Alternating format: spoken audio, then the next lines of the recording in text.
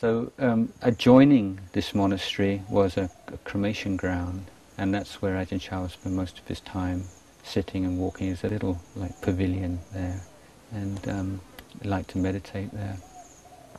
And then as this strange thing happened, he was sitting one day and this crow came in and landed in front of him and put three blades of grass in front of him, and then flew off. Kind of weird. And then 3 days later, a small child was born into the cremation ground and died of a fever. And then sometime after the funeral cremation had taken place, this crow came back and then put some blades of grass down in front of Ajahn Chah, looked at him and then flew off. And then the brother or the sister of the child who died was carried in. And this happened a third time. And it was a whole family. And Ajahn Chah would just sit there and watch the family as they dwindled, and the children dying one by one, and the grief and the tears. And so, his mind being very quiet and very peaceful, and reflecting on the truths of life, of old age, sickness and death and suffering, and these kinds of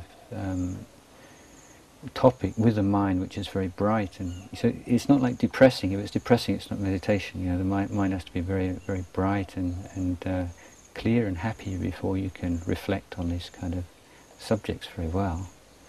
But it gave rise to this very strong emotion that in Thai we call Salot Sangwe, and it was not really an English translation of that. And I think even in Thai people don't really fully grasp what it means. But I translated it before as a sober sadness, and it's not like being sad in a normal kind of way, but there's a stillness and a peacefulness about it, a very profound kind of sadness, and so seeing those truths of old age, sickness, death, separation, and what could be more moving than the parents losing their children, and so that was something that really brought up incredible amount of energy in his practice.